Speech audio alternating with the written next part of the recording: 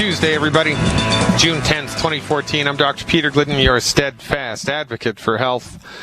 I just got off of an hour-long interview with Michael Rivero at whatreallyhappened.com. Check it out. Another person doing what yours truly is doing about trying to wake people up as to what's really happening here around the world. And in my case, I'm helping people to understand how to take their health back, how to take control of their health, helping people to understand what MDs are good for and what chiropractors are good for and what naturopaths and everybody else is good for and what we're all bad for too. Because we're all suffering from the cultural delusion that when it comes to medicine, the MD is the only go-to person available and everybody else is a back-of-the-bus quack practicing some weird type of substandard medicine. It's nonsense. Quite frankly, the only people selling snake oil here have MD after their name, the leading cause of death in the United States, MD-directed medicine. What's up with that?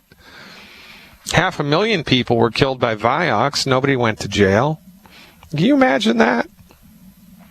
Imagine if a naturopathic doctor gave one person an herb and it killed them. Imagine what would happen. The pharmaceutical industry does it, and we give them a pass. The MDs do it, and we give them a pass. This is how deep the mythology goes. This is how deep these waters are.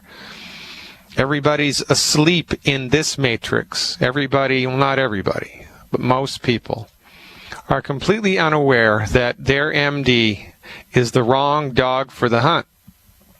Or for a chronic health condition.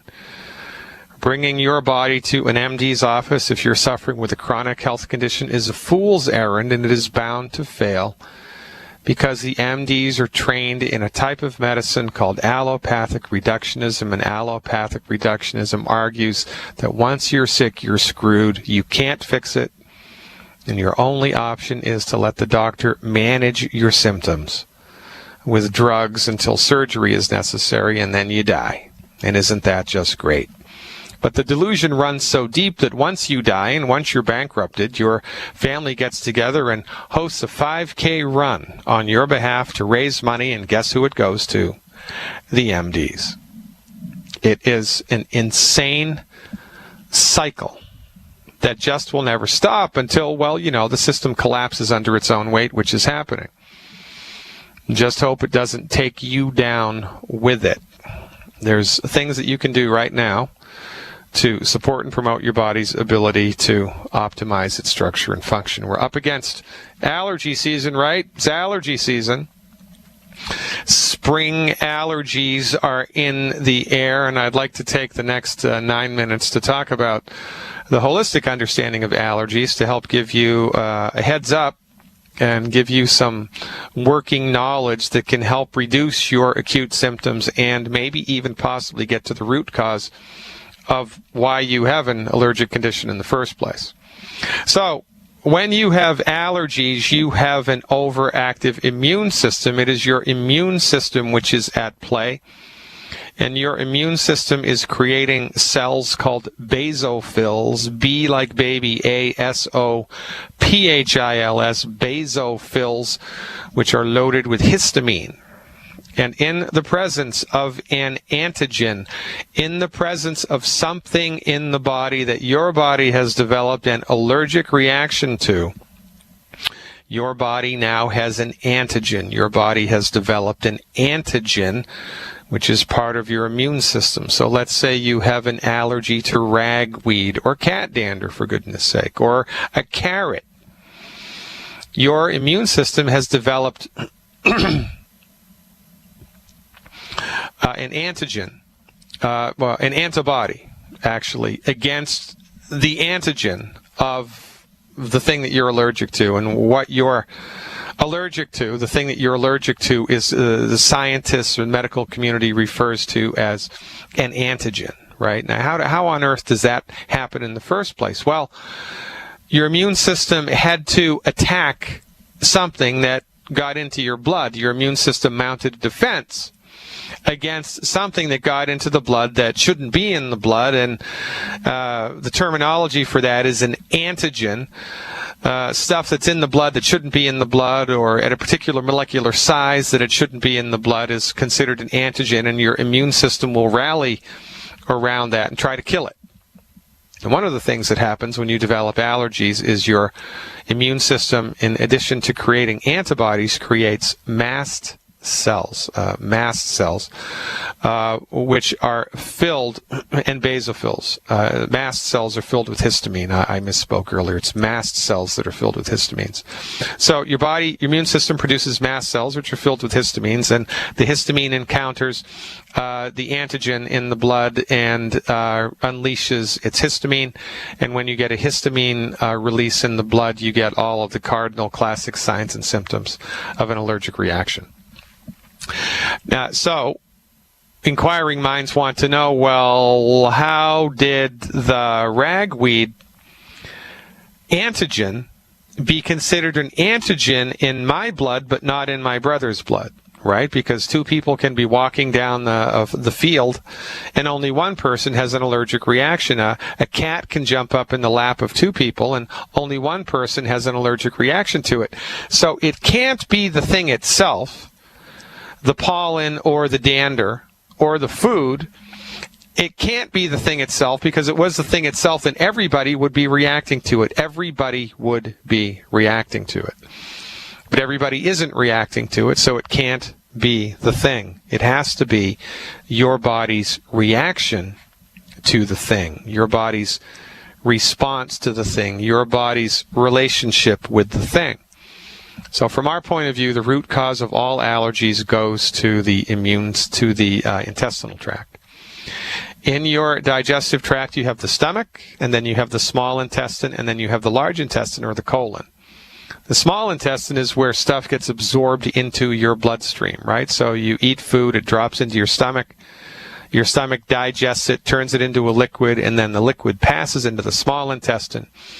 And a little structures called villi in the small intestine transport the liquid nutrients through the membrane of the intestinal tract into the bloodstream.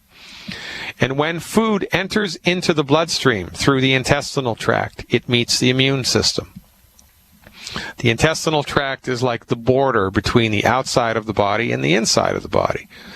It's interesting to think about, but when a piece of food is inside your intestinal tract, technically it's outside of your body. It doesn't get inside of your body until it passes into the bloodstream through the wall of the intestinal tract, because remember, from the mouth to the South Pole, your intestinal tract is like one long tube. And when stuff is in the middle of that tube, it's outside the body. It's interesting to think about, isn't it? So, stuff that you've just eaten or inhaled enters into the bloodstream through the small intestinal tract, and life is good, unless the intestinal tract is damaged. If the intestinal tract is damaged, it's kind of like having holes in the fence between, two countries. And illegal aliens can sneak through the holes in the fence and get into the country where they're not citizens. Well, when your intestinal tract becomes compromised and damaged by the stress of life, consistent consumption of all the wrong foods, and consistent lack of nutrients, it gets microscopic holes in it, which are referred to as a leaky gut. So now you have microscopic holes in your intestinal tract, and all manner of things can sneak through the holes, enter the bloodstream, and stimulate an immune response.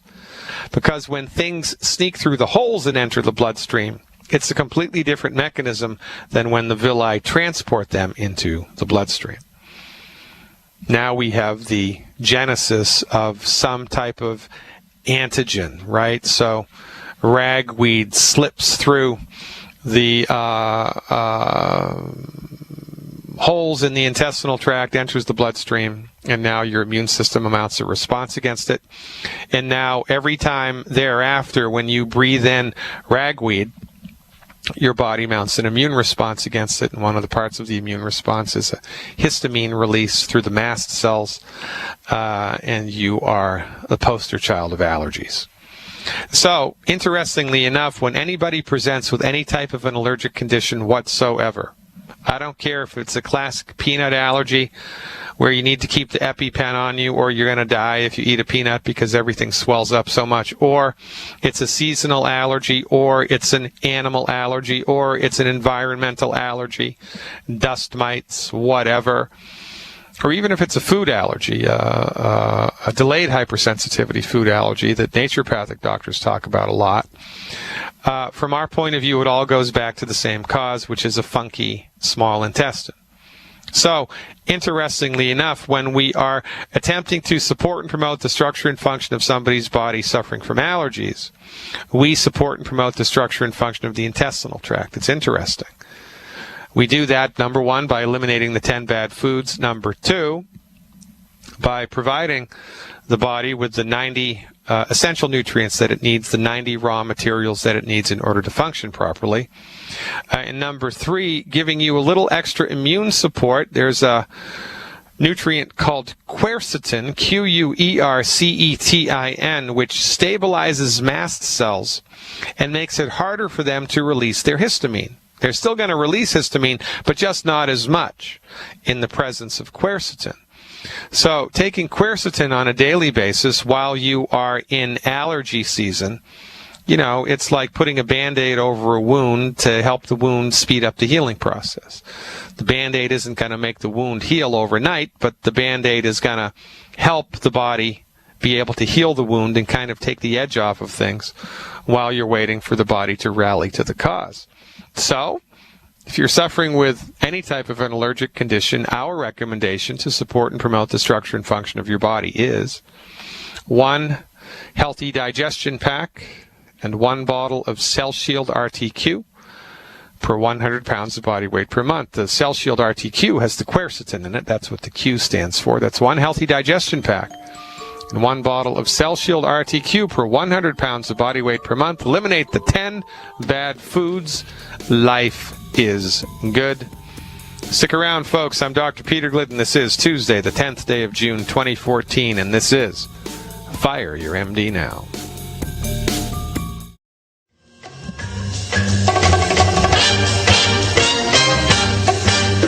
Now, another thing that you can do if you're an allergy sufferer is to pay attention to what you just ate or drank immediately before you get an attack, quote unquote. People get attacks of allergies where their allergies flare up all of a sudden and they'll have a sneezing attack for 5 minutes. They'll sneeze 25 times in 5 minutes, or their eyes get all red and watery all of a sudden, or they start coughing up a house.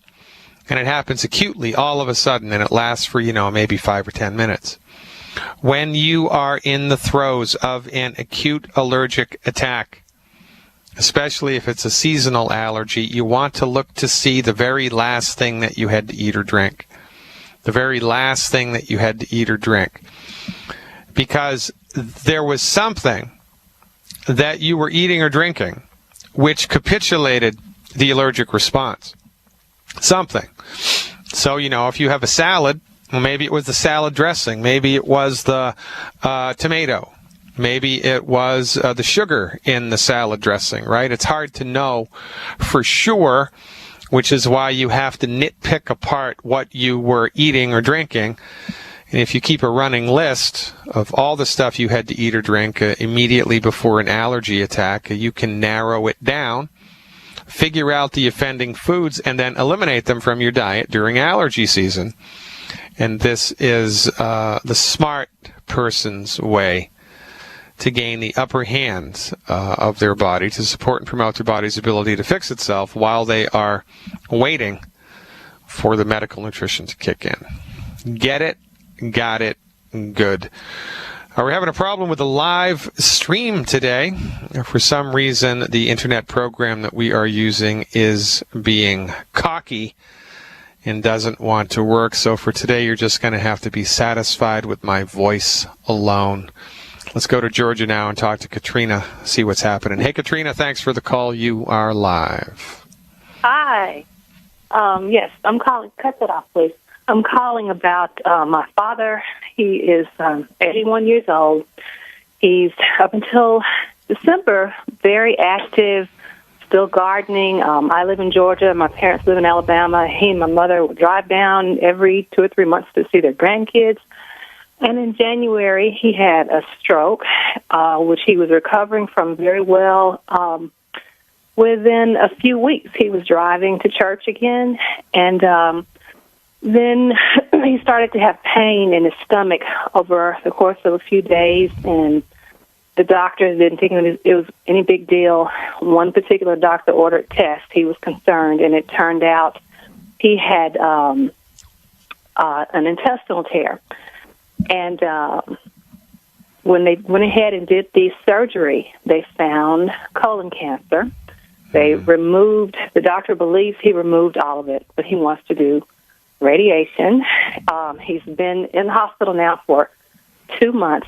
They have him on about 12 prescriptions, some of them duplicates, 2 blood thinners, and any of the setbacks that he's experienced have been prescription-related every time, with the exception of, I forgot to mention, he started dialysis. Back in September, I think it was, they put the little, I think it's called a stent thing or something, in his arm because his kidneys had been failing, which I believe, I could be wrong, but I believe that was Crestor, because after he started using Crestor for a short period of time in the late 90s, he was diagnosed with kidney failure, and he was fine until last year. They put the stent, I think that's what you call it, in his arm. He was fine, had the stroke in January, and after the surgery, not after the stroke, no, I'm sorry, after the stroke, that's when he started having to have dialysis.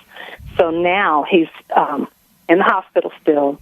They had taken him from the hospital to rehab, and then they had to take him back to the hospital after about a month and a half in rehab because his blood pressure has been falling too much. Sometimes when he had the dialysis, bleeding too much a couple of times. I know that's because of the blood thinner. And then last week, when they took him back to the hospital, it was because his heartbeat was irregular. So he's been in the hospital now for about a week. They're going to send him back to rehab. And the problems that I'm calling about are that he was over 200 pounds before the surgery. He's lost a lot of weight, and as a result, his muscle mass. And I found out from talking with my mom yesterday, he hasn't been drinking the protein shakes, and I know that that's one of the reasons why he hasn't been able to gain much weight back. And my understanding is that they have corn syrup in them anyway, so I was going to order him some Goteen. All right, Katrina, you stick around. We got a hard break coming up. I'll bring you back after these commercials. So glad you called.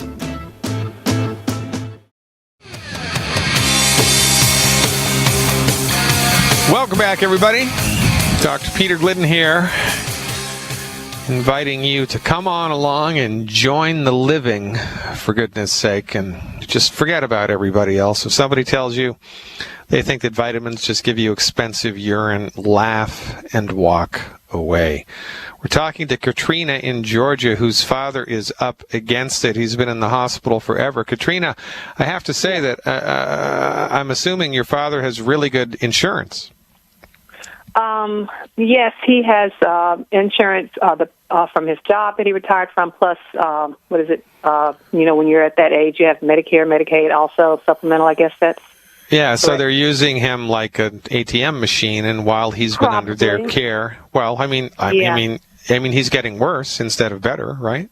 Exactly. He was fine until January, and I forgot to mention also They even have him on prescriptions for sleep apnea and atrial fibrillation.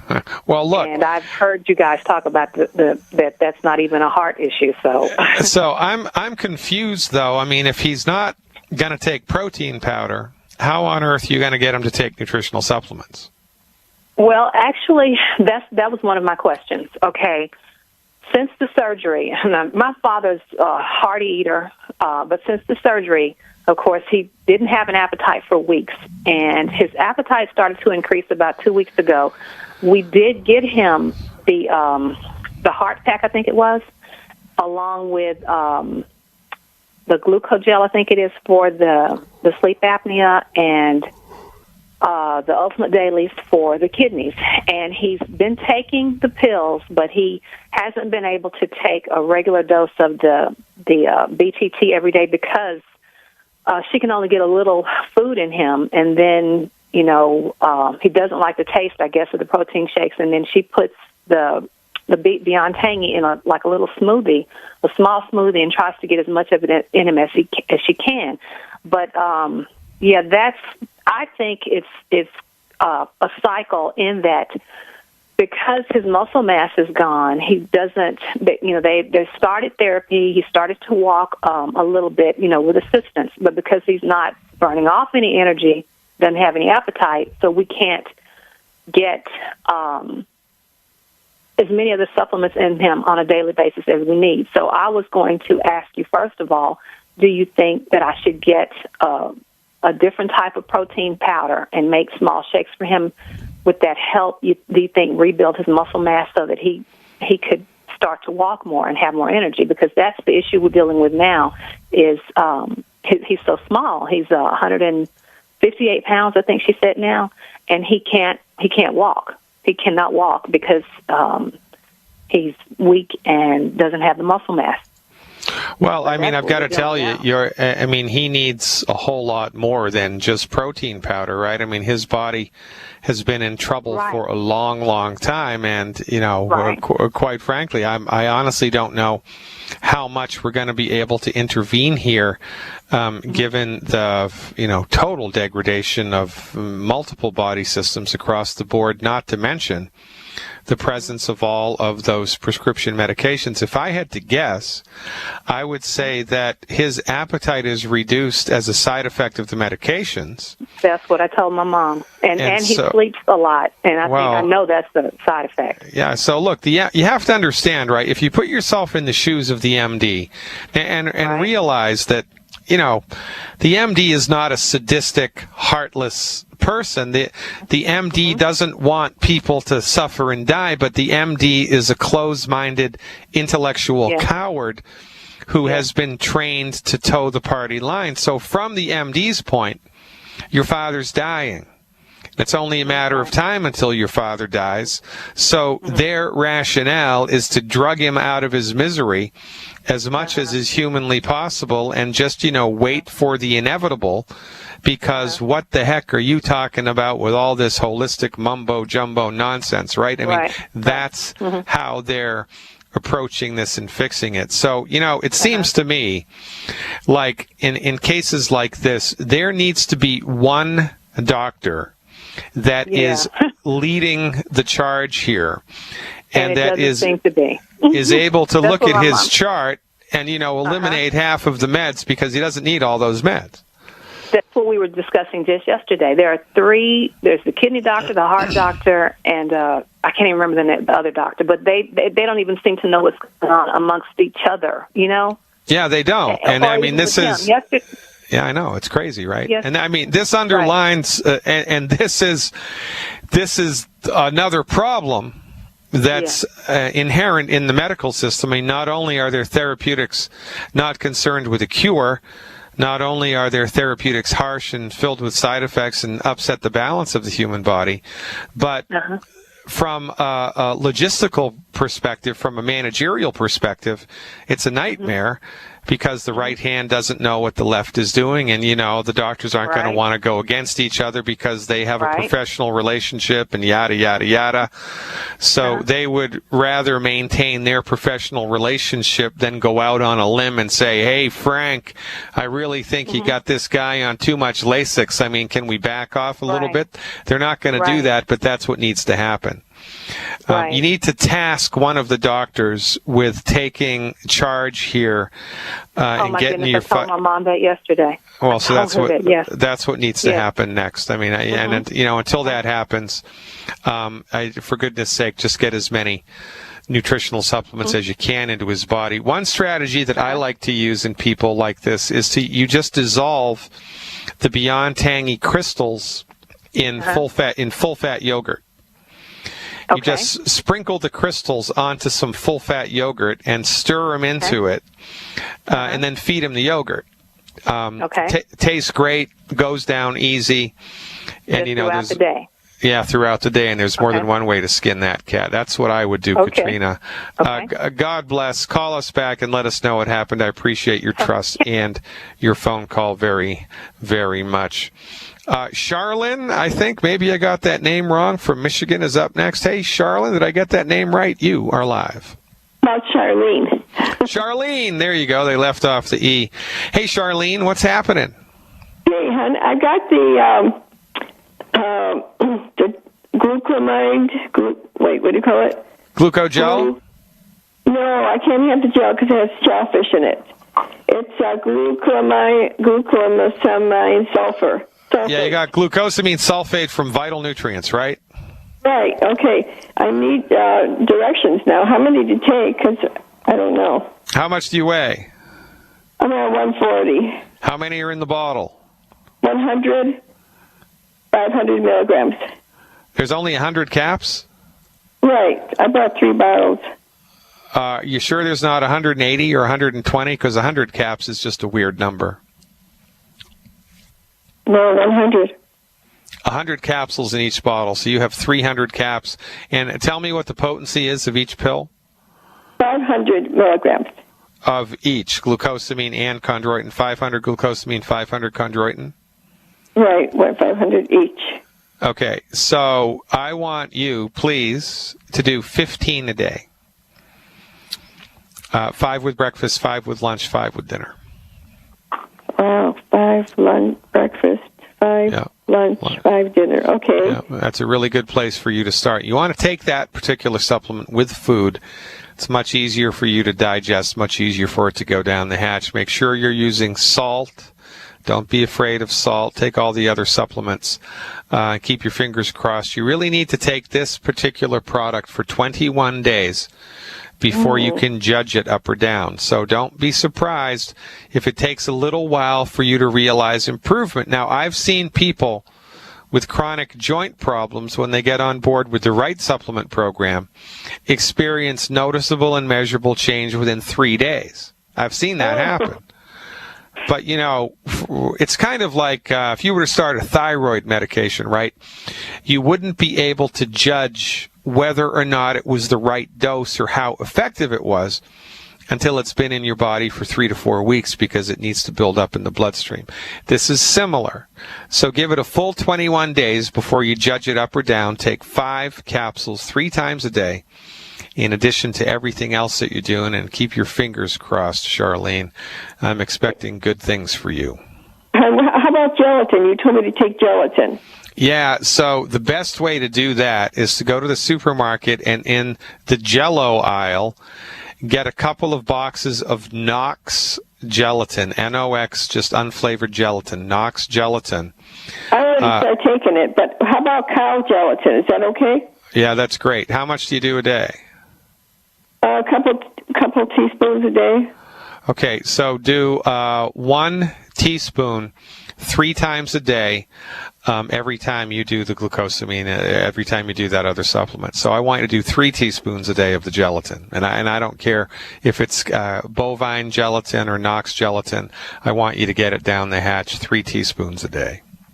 And then, okay, I have to take only like a half of the Beyond Osteo FX because it's a little bit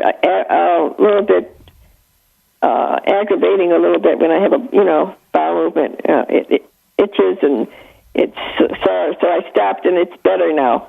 Okay, so what you need to do in that case is you need to take the full dose every day, but you need to spread it out with 3 or 4 or 5 smaller doses. So the target for you, I think, I wanted you to do 2 ounces a day. Is that correct? Yes. But in the morning and at night, yeah. All right. So 1 ounce is 2 tablespoons. So then you would be doing 2 tablespoons twice a day. That's a total of 4 tablespoons a day. So for the next couple days, please do 1 tablespoon in 1 ounce of orange juice. I don't like orange juice. It's not good for me. All right, so 1 tablespoon in 1 or 2 ounces of water. Okay, that's what I do. 4 times a day. 4 1 times a day. tablespoon 4 times a day. I want you to spread those doses out, right? First thing in the morning, between breakfast and lunch, between lunch and dinner, and then right before bed. You should be able to tolerate 1 tablespoon at a time. See, it's not the supplement per se. It's how concentrated a dose of the supplement you're taking at any moment in time. So when you spread out the doses. Yeah, I noticed that. I just took like a 3/4 of a capful, and it's no problem. I don't feel any. All right, so there you go. That makes you the smartest person in the world, right? So you just got to figure out a proper dose, but you need to get the full 2 ounces into your body every day. And, it shouldn't be painful. It shouldn't be a hardship at all. You mess around with it, you'll be able to figure it out. You're a smart girl. So give that a run, Charlene, and call me back in about 21 days. Go ahead, quick. I just take 2 scoops of BTT. Is that okay? Or... Well, 3 would be better. At 150 pounds, 3 would be optimal. But 2's okay. And don't, you might want to try it in the yogurt. Put 1 of the scoops in some yogurt. Just sprinkle the BTT on some yogurt, stir it around, mix it in. That's another way to get it into your body. Mixes things up a little bit. Yogurt, okay. So how many scoops do I need then? 2, 4, 6? No, just 3. 3 level scoops a day is perfect for you. 3 level scoops a day, Charlene. Okay, and what about the kidney stuff?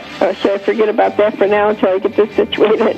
No, I would like to see you do the Ultimate Dailies. The recommendation for that is 6 a day. But do what you can, 1 thing at a time. In a perfect world, I would have you do 6 of the Ultimate Dailies a day as well, 2 with each meal. Thanks for the call, Charlene. Stick around, folks. Terry in Virginia is up next.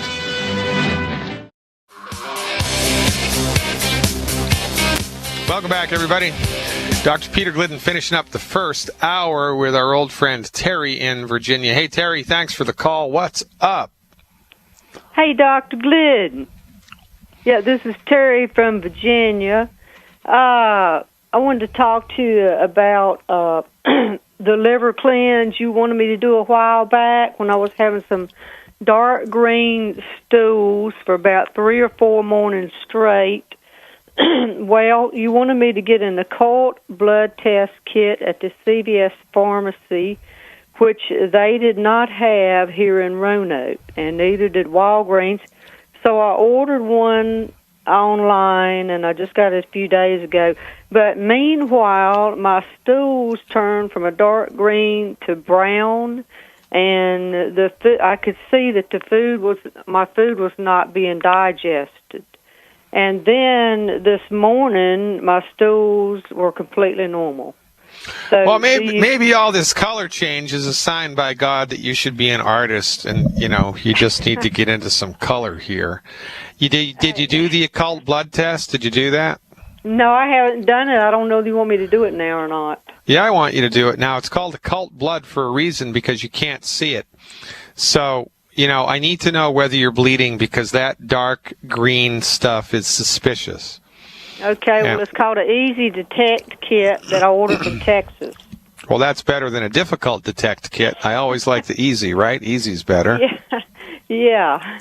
Okay, so just follow the instructions. Life is good. Now, this is one of the things, right? From our point of view, the majority of times that people are afflicted with a health condition, there are strong and persistent symptoms. Sometimes things can be hidden and you can't see them, like high blood pressure is called a silent killer, because you really have to be mindful in order to know that you have high blood pressure, but a blood pressure cuff will reveal it right away.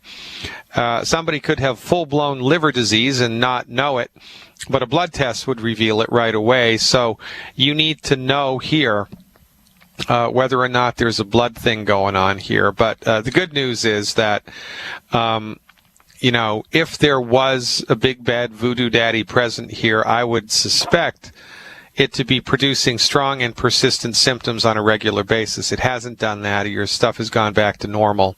Could have been the beets that you were eating, right? It could have been that. Could have been just some funky thing with your digestion process, comes and goes like a thief in the night. But, better safe than sorry. And I mean, for goodness sake, since it's easy, just do the test. You have it all ready. And call me back with the results. Well, actually, you don't even need to do that. If the results are negative, you're good to go. You don't need to worry about this. Cleanse, huh? Yeah, do the liver cleanse. Why not? Because liver cleanse.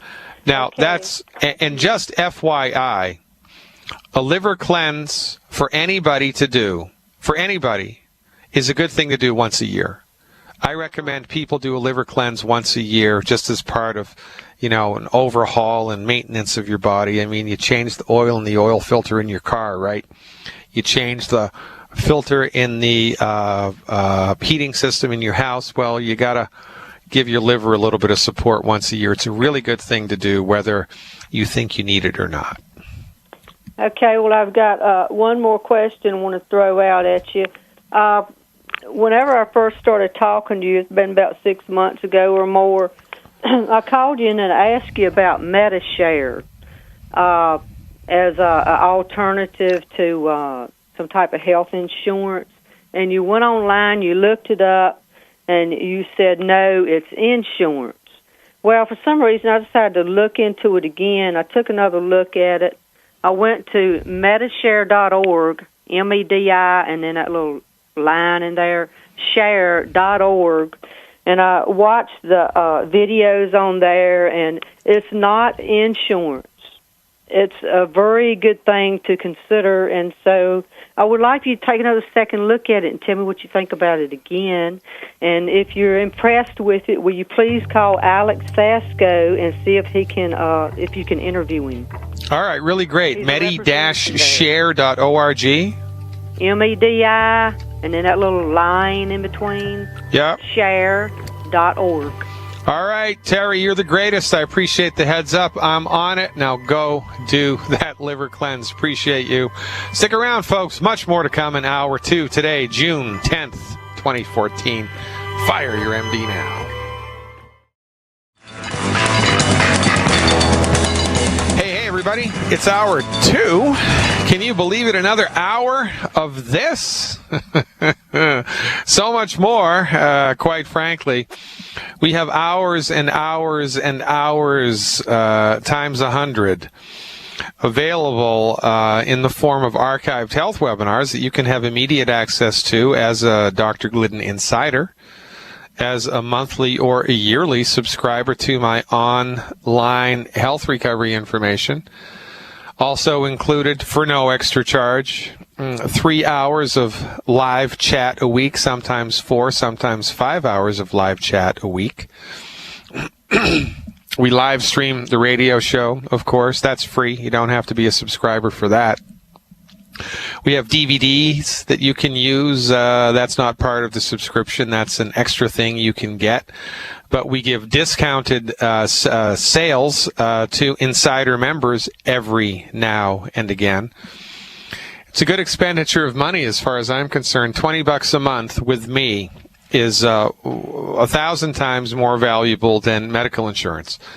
And I know that Obama says medical insurance is mandatory now, but if I were you, I would pay the fine. I would put a little bit of money away every month until you have, 7, 8, 9, 10 grand in the bank. And you can use that as your rainy day medical fund. Heaven forbid, you get T-boned at the intersection by a drunk driver, or you fall off of your roof and break your leg, and you actually need the acute trauma care delivered by the MDs. Right? And pay the fine. Pay the fine that the government is going to levy against you because you don't have medical insurance. Why do I advocate not using medical insurance? Because it buys you access to the leading cause of bankruptcy and the leading cause of death. That's why. It gives you access to MD-directed medicine, which doesn't work. Not for chronic diseases, it doesn't work. And that's a fool's errand to want to support and promote that system. Better to educate yourself, better to spend that money on nutritional supplements, don't you think?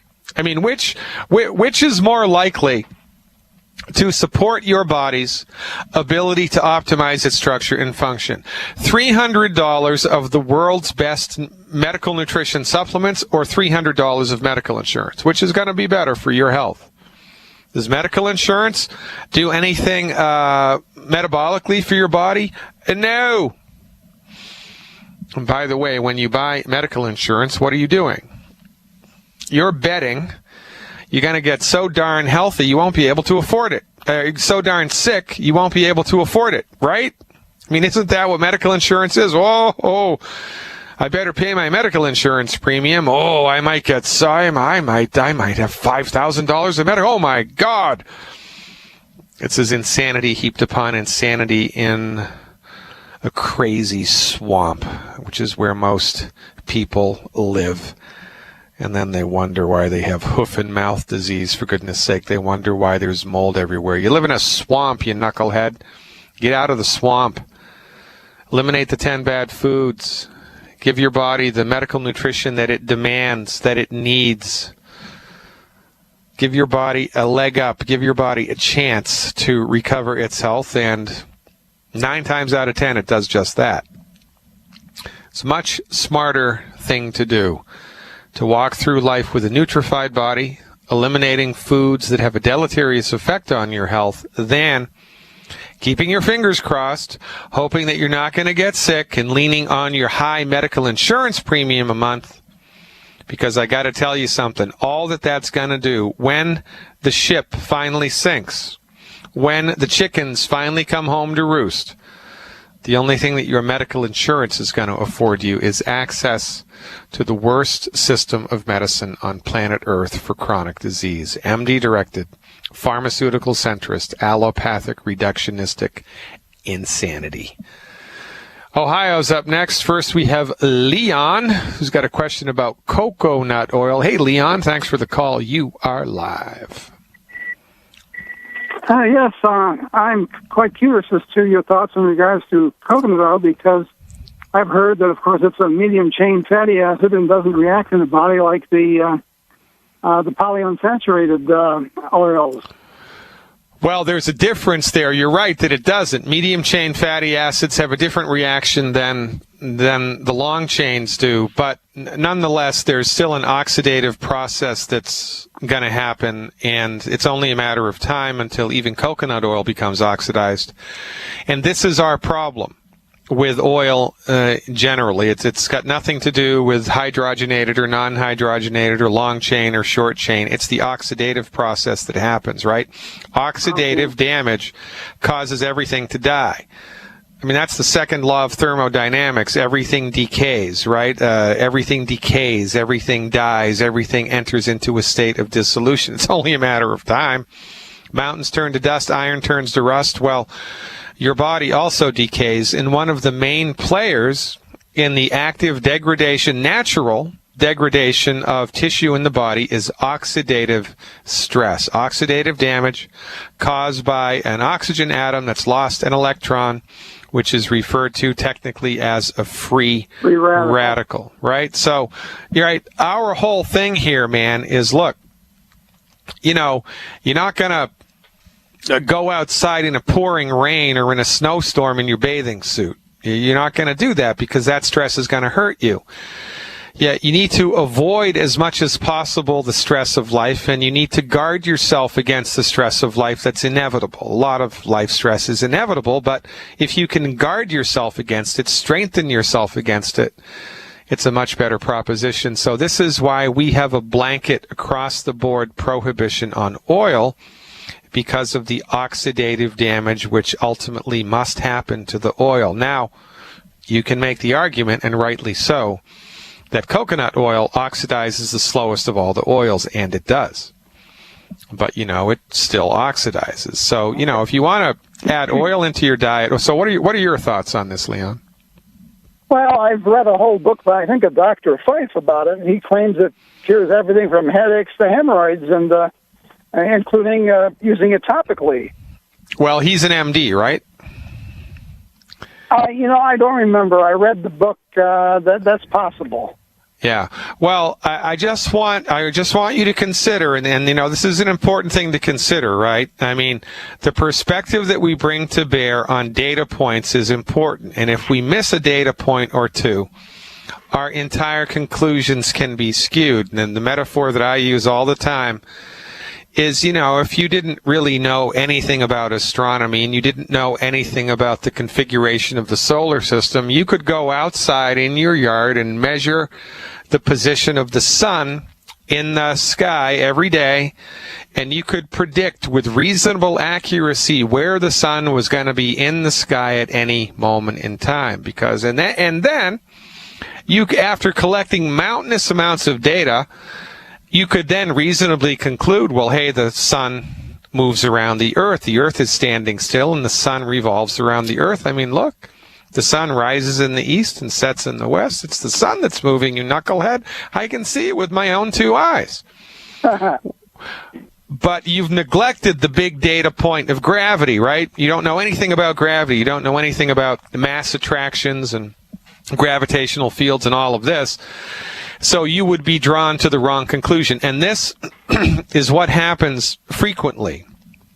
Not all the time, but most of the time when MDs start to get their feet wet with the holistic waters, because they leave out huge data points which are necessary in order to draw a cogent, truthful conclusion. But because they don't know that they're leaving those data points out, you know, it's like the colorblind art critic who doesn't know that they're colorblind. They're just going to go on criticizing the art. And so it's an interesting thing to talk about. But in any event, this is our rationale. It's like, look, avoid as many landmines or potential landmines as is humanly possible.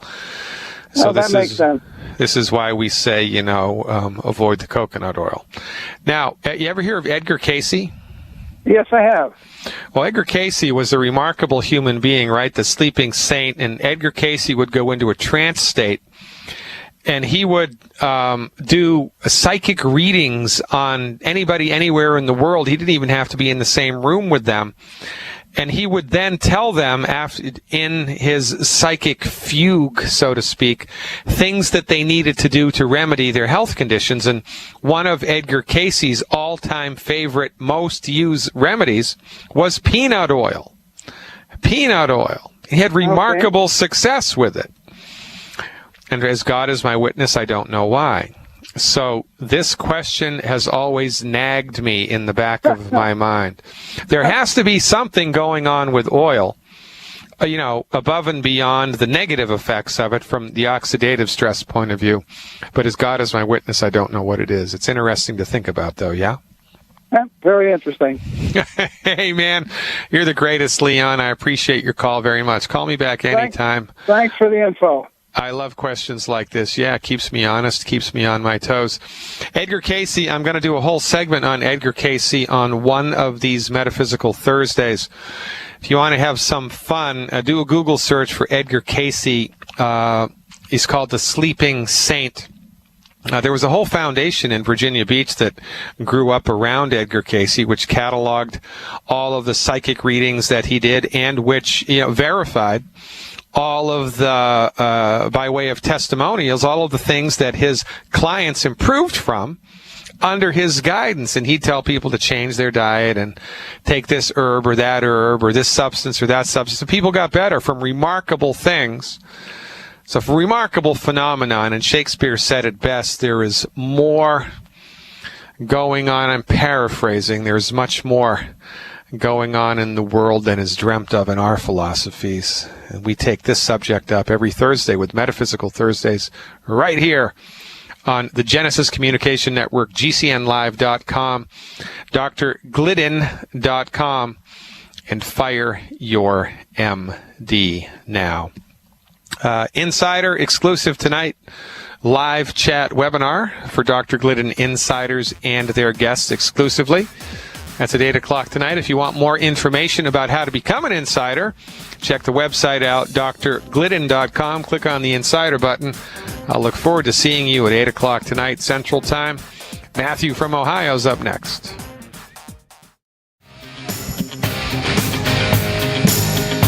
Let's go on over to the Ohio River Valley for caller number 2 from Ohio. That hasn't happened in a long time. Let's see what Matt from Ohio is up to. Hey, Matt, thanks for the call. You are live. Thank you. Yes, I am very live. That's a good thing, right? Yes, that's a very good thing. So, this time I'm calling about my sponsor has somebody he works with, and they're both working, so I'm not available to come to the phone. This guy's 55, 5'9", 175 pounds. He has diabetes and Charcot foot. Oh, Charcot foot. My father had that. My foot. father wouldn't listen to me. That's a really interesting thing to talk about. A Charcot foot was named after some French doctor, Dr. Charcot, right? Remember, all things. He is silent. Yeah, that's right. All things from the proper perspective. MDs love to name diseases and categorize diseases, and they often name them after themselves to immortalize themselves, but they are completely clueless as to what causes the illness and how to fix it. Right. Now, you know, I'd be embarrassed if I was able to discover a brand new disease and didn't know anything, have any functional idea whatsoever about what caused it or what to do about it. I probably wouldn't even bring it to anybody's attention. But the MDs do this all of the time. So if you were to take an X-ray of the foot, a fascinating thing, which is why there are podiatrists, by the way, because the foot is an extremely complicated mechanical device, There's a boatload of little bones in the foot that fit together like pieces of a jigsaw puzzle. And in between each one of the bones, around all the corners of all of those bones, there's cartilage which cushions the entire smorgasbord. And then, of course, you have ligaments and tendons and muscles and everything else that goes along for the ride. But a Charcot foot is when the bones in the foot start to lose their structural integrity and they actually start to dissolve. And when the bones in the foot start to lose their structural integrity, the foot gets all misshapen, the bones pile up on top of each other, and it's a horrible thing to look at. And it's an extremely painful thing to walk on, as you can well imagine, right? I mean, it's nuts. And irony of ironies, one of the easiest things to understand the genesis of, and from our point of view, a relatively easy thing to get on the other side of. So, you know, whenever you see a bone or a joint issue, well, what's the operative cause? Well, do you have a bad gene? No. You have a bad doctor. The problem here is that the body has lost the nutrients necessary to maintain the structural integrity of the foot. It's that simple. And, you know, this person undoubtedly, unwittingly, is consuming on a large scale food that also is pro-inflammatory and that whittles away on the health of his skeleton. And, you know, in this guy, his weakest point in his skeleton is his feet. In other people, the weakest point is their right shoulder or their left knee or their right hip or low back or whatever. Everybody has weaknesses and strengths which the stress of life will take advantage of if you're not careful. In this guy's body, it's his foot, and the other condition was diabetes, did you say? Diabetes, yeah, and there's a list of things. One of these, I would tell him right away to get off. Torvastatin, he takes 40 milligrams of that a day. Also, lisinopril. Yeah. And then 180 milligram buffered aspirin every evening. Well, yeah, it's metformin. Yeah. Now, is this type 1 diabetes or 2? It's probably type 2, right? It's probably type 2, yeah. I didn't ask, but I would wager it's type 2. And you said his body weight's upwards of 170? It's 175 pounds, and he's 5'9". Okay. So the best place to start here, whenever there's blood sugar at play, you always want to support and promote healthy blood sugar levels, because until that gets straightened out, ain't nothing else going to be straightened out. But, you know, because everything's connected, when you do a holistic medical intervention for supporting blood sugar optimization, you're also going to be, by definition, by default, supporting and promoting the rest of the body into the bargain. So the best thing for him to do, and I would caution him to do this for 6 months before he judges it, not 3, 6. 2 healthy blood sugar packs, 2 healthy blood sugar packs, original formula, 4 selenium, and 4 bottles of liquid glucogel plus. 4 bottles of liquid glucogel plus, 4 selenium, and 2 healthy blood sugar pack, original formulas a month. Original formula. Okay. Plus eliminate the 10 bad foods. Up against the break, Matt. Appreciate your call. Thank you very much. What's that you say? You want to go to Fenway Park? Well, all right, here's what you do. You go down here till the road gets wicked wide, right around Cumbies. Go in and get yourself a grinder, why not? Go get a grind at Cumbies. And come back out. Go down again till the road gets wicked narrow. Bang a left and you'll be right there. I think Ida from Massachusetts knows what I'm talking about. Hey, Ida, thanks for the phone call. You are live. Dr. Glidden, thank you so much for that welcome. That's really funny.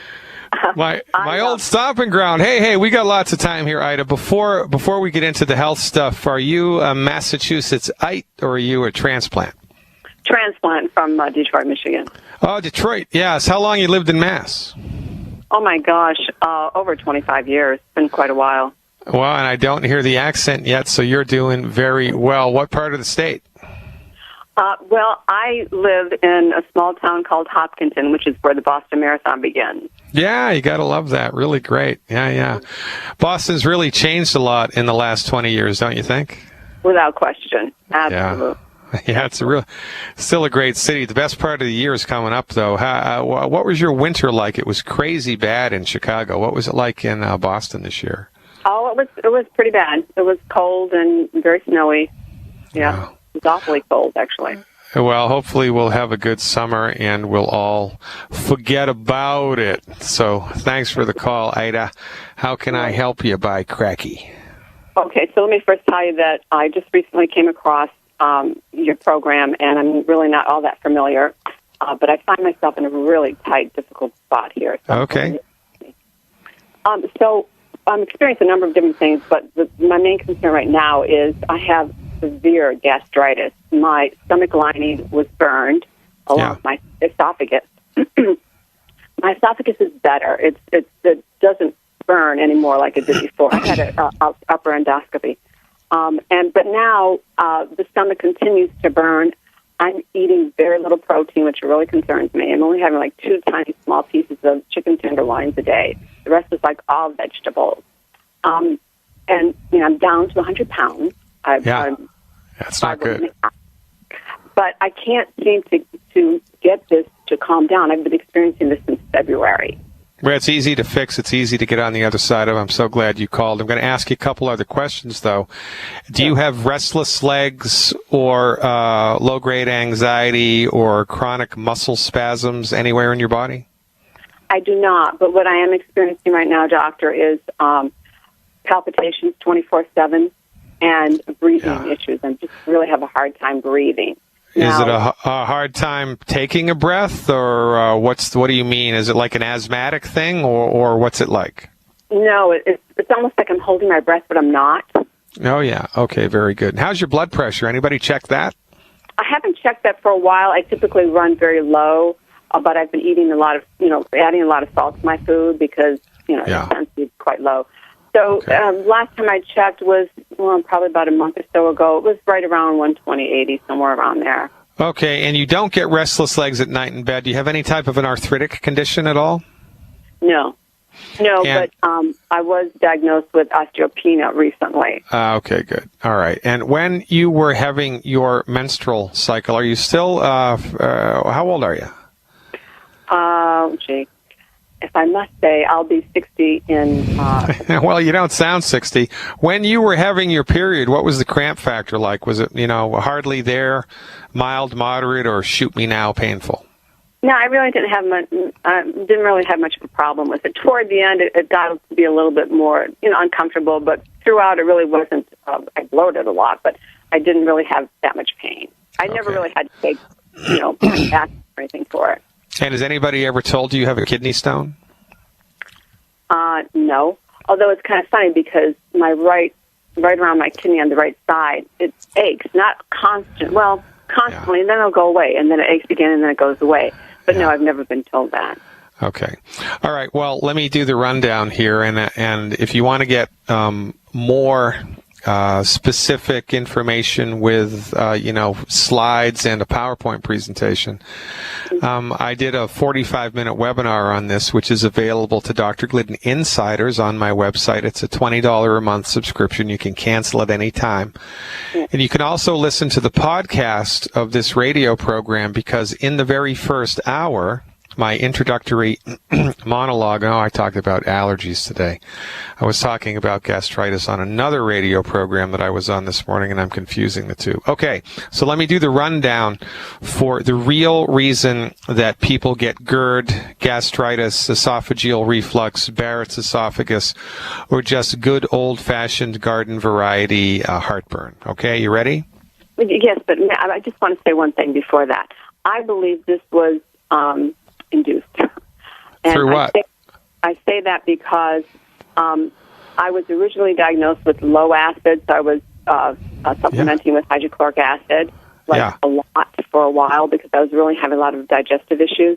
Yeah. And then I kind of stabilized, and then I felt the symptoms again, so I started supplementing with hydrochloric acid.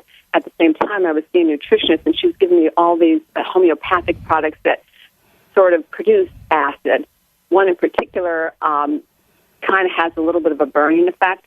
And so I believe that those things all sort of came together and created the problem that I'm having right now. I don't think it was my body naturally. I think that it was induced. I think it happened because of the things that I was taking. Well, it's an interesting thing to talk about, and from the proper perspective, everything makes sense. It's entirely possible that there's a burn there, just like you get a burn on your skin, right? It's possible that you irritated the lining of the stomach, and now that's kind of, that's also at play here. But listen, here's the reason that this happens. Mm-hmm. And when you hear it, it's all going to make sense. Okay. Heartburn is caused not by too much stomach acid, but it's caused by not enough stomach acid. So whenever anybody has not enough stomach acid, low stomach acid, another chemical called gastrin builds up in the stomach. And here's what happens when you're healthy. You'll eat food, chew it up in your mouth, and swallow it. And a big lump of food plummets down into your stomach and sits inside your stomach. And it's sitting inside the stomach. It's pressing against the wall of the stomach, and there are pressure receptors in the wall of the stomach. And when those pressure receptors are stimulated by the presence of food in the stomach, your stomach secretes a biochemical called gastrin. Gastrin. Gastrin is the precursor to hydrochloric acid and pepsin, which are the two main digestive ingredients in your stomach acid soup. It's not just hydrochloric acid. It's a mixture of two things. Hydrochloric acid, three things. Hydrochloric acid, gastrin, and pepsin. And they all affect each other like dominoes. So the first domino is food in the stomach. The second domino is the production of gastrin. The third domino is the production of hydrochloric acid, and then the production of pepsin. So, if you have food in the stomach, gastrin builds up. Excuse me. Gastrin builds up in the stomach, and then that calls on the stomach to secrete hydrochloric acid into the stomach. And the stomach does that through the mechanism of something called a chief cell, like an Indian chief. Chief cell. Chief cells secrete hydrochloric acid into the stomach in the presence of gastrin. Now, if there's gastrin in the stomach because there's food in the stomach and your stomach is trying to secrete hydrochloric acid, if you are deficient in calcium, it can't do it, because you need calcium in order to make that little pump squirt the hydrochloric acid out. So if you're calcium deficient even if you have sufficient amounts of hydrochloric acid, not enough gets squirted out into the stomach, and you have a low stomach acid. And then if you don't have any hydrochloric acid in the stomach, there's no pepsin. And so what happens there, a gastrin builds up in the stomach because it's a negative feedback loop. So more and more gastrin and more gastrin, and still no hydrochloric acid, still no pepsin. After a fashion, there's so much gastrin that is now in the stomach that the presence of excessive amounts of gastrin causes the little valve at the top of your stomach, which opens and closes, to open. It opens the valve at the top of the stomach, and then the gastrin squirts out into your throat, and whatever else is in your stomach squirts out into your esophagus, and it burns it. And that's what causes heartburn. If that gets really bad, it turns into gastroesophageal reflux disease, and then if that gets really bad, it turns into Barrett's esophagus. It's all the same illness, just more and more of it, and the operative cause is, number one, not enough calcium, and number two, interestingly enough, in order for your body to make hydrochloric acid, it needs chloride, because hydrochloric acid is HCl, hydrogen and chloride. Well, the body can't make chloride, can't make hydrogen either. It can strip hydrogen from water, so that's no problem. Body's 97% water. The body's never deficient in hydrogen, but it's easy to become deficient in chloride, especially if you're on a salt-restricted diet. So the two main causes of heartburn or any type of reflux is, number one, not enough salt in the diet, and number two, not enough calcium. Now, you had a problem initially with diagnosed, actually, I don't know whoever diagnosed that, but they were smart. They did a good job, whoever diagnosed that. It's regrettable that they didn't know how to fix it, right? They didn't know how to fix it. And just dumping hydrochloric acid into the stomach is not going to fix this, because the body knows just how much hydrochloric acid to squirt out at any moment in time. And then, there has to be sufficient amounts of gastrin in there also, and sufficient amounts of pepsin, and the whole thing gets mixed together perfectly by the wisdom of the body. When you just start swallowing acid, not a bad idea, but you're going to develop side effects, and ostensibly that's what happened to you. But even if you didn't get any side effects whatsoever from any of the stuff that you took, none of the stuff that you took got to the root cause of the illness. It's just pushing symptoms around, managing your symptoms. And it's only a matter of time until something breaks. So in order to support and promote a healthy stomach and healthy digestion, it's a relatively easy proposition.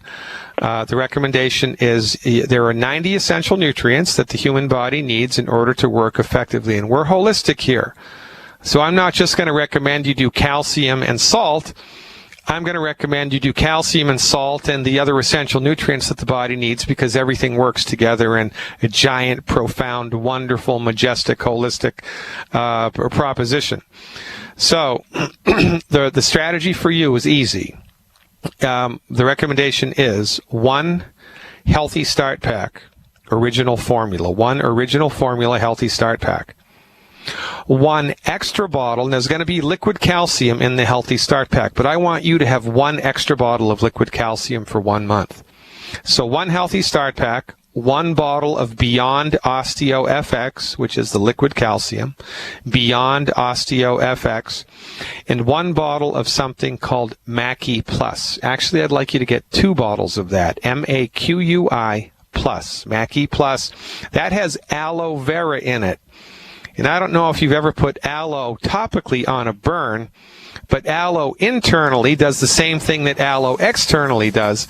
It soothes irritated mucous membranes.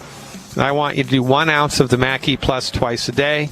I want you to do 1 ounce of the Beyond Osteo FX twice a day, 1 scoop of the Beyond Tangy Tangerine twice a day, and 3 EFAs today. It's easy breezy lemon squeezy. One more thing you need to do, Ida from Massachusetts. Stick around, and I'll bring you up to speed after the break. And we're back, finishing out today's show, Tuesday, June 10th, 2014, with a Massachusetts IT transplant. Ida. Ida, are you still with me? Right. You're still here? Okay. Yes, I am. All right. Did my little diatribe make sense? Do you understand that? I do. So you think that's still the case, even though... No, I know that's the case because your body, you need calcium. You have the operative thing here. You've been salting your food, so the operative thing here for you is you don't have enough calcium, period. Yeah. Very few people do. I mean, unless you are actively supplementing with a calcium supplement. And I don't care how much milk you drink, right? Because calcium is a mineral, right, and animals can't make minerals. Plants can't make minerals. I don't care how good your diet is. The only way that a mineral gets into your body is if the plant that you're eating was growing in soil, which was replete in calcium, and the little roots of the plant touched the calcium, and the calcium the plant took it up into its body. And then, the cow eats the plant, and now there's calcium in the cow, and the cow's milk, and you drink the milk. Or, calcium in your tomato, you eat the tomato. But I got to tell you something, the soil ain't what it used to be. It's completely deplete.